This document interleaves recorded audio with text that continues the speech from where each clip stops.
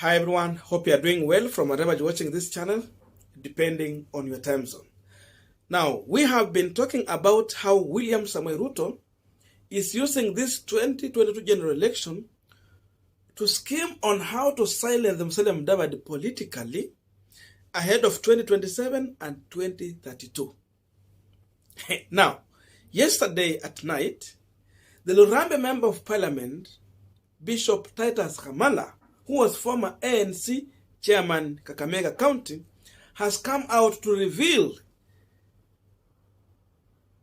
the behind story in the ANC party and how William Samoei Ruto is scheming to remove Musalia Mudavadi from the ANC party leadership and aid Malala to take over the leadership after the August general election.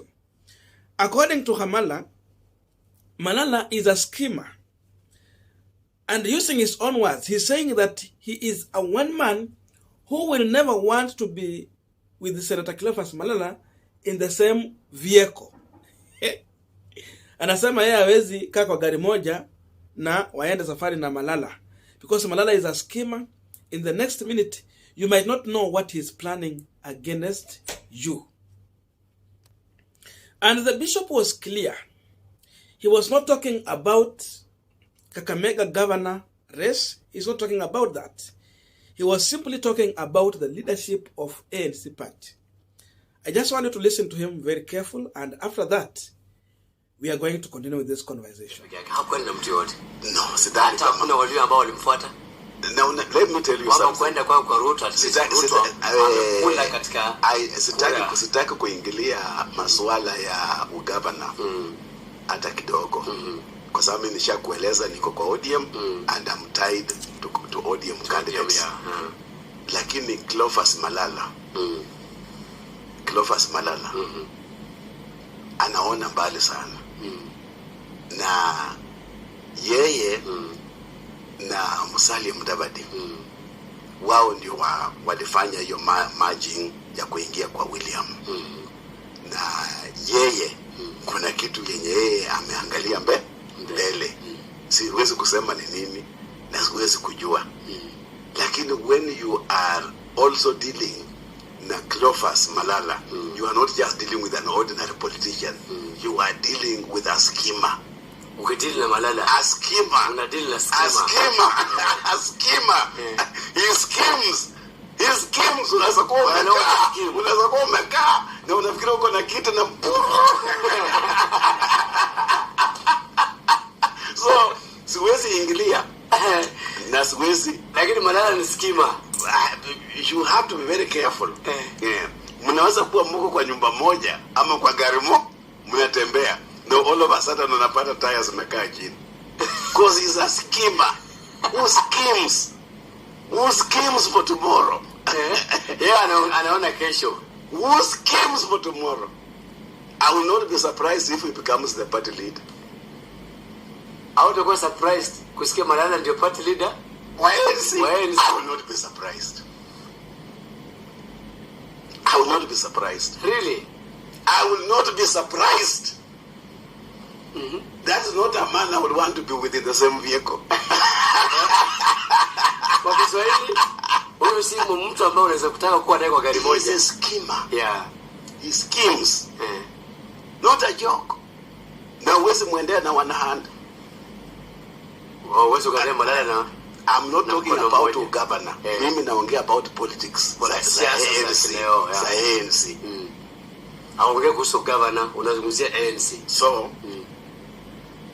my former party leader is walking on a tight rope.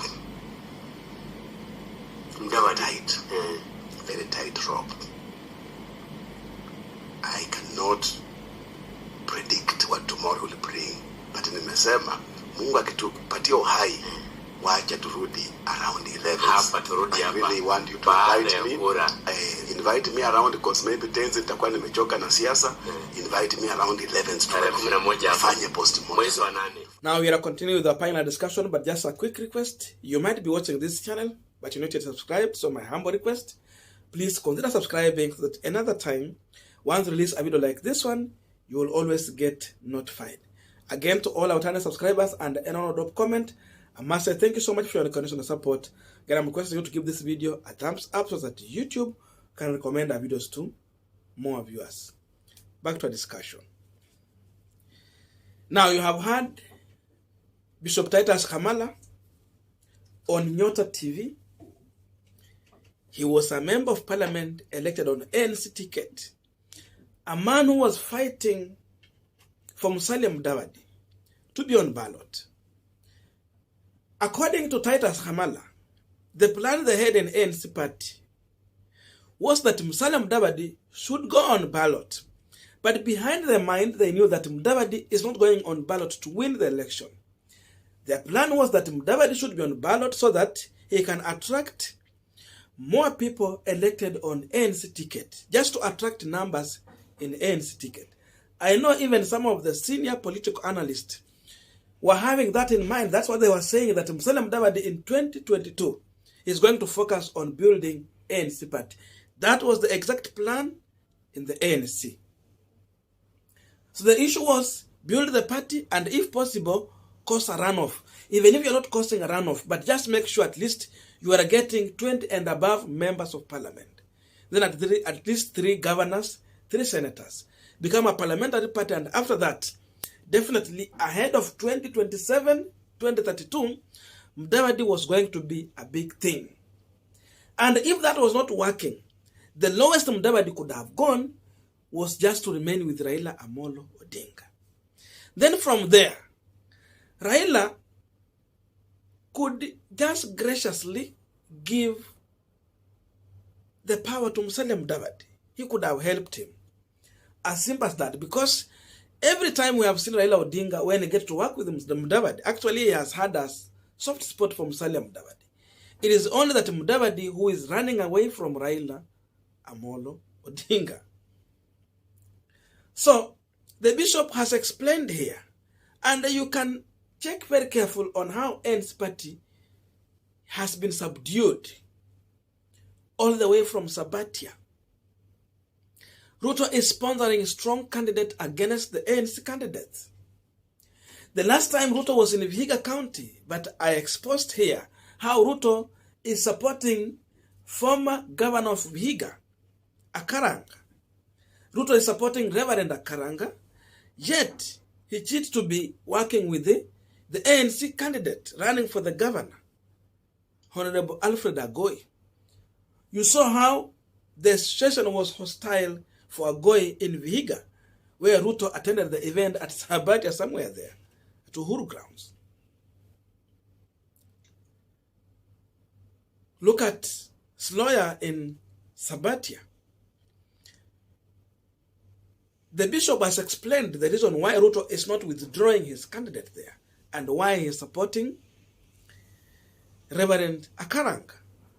The reason why Ruto is empowering Senator Cleophas Malala.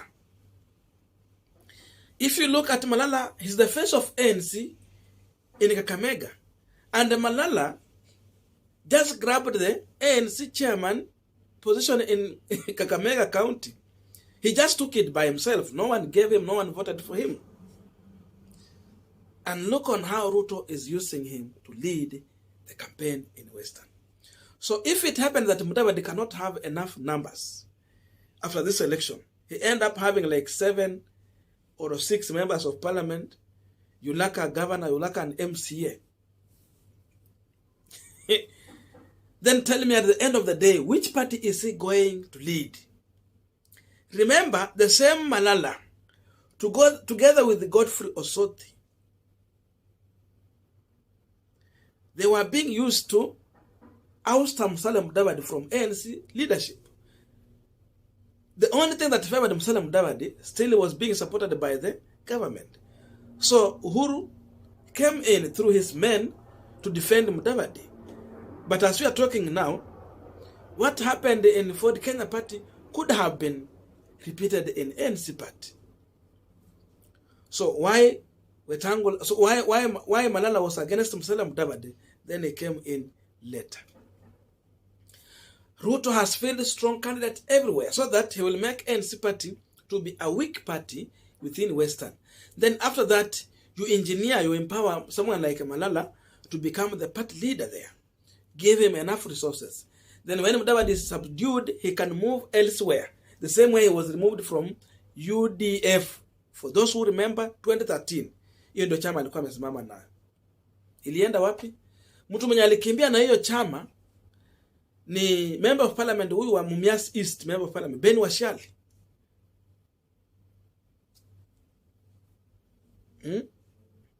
So what happened in 2013 might repeat itself. And the person who is going to take over, seemingly, could be Malala.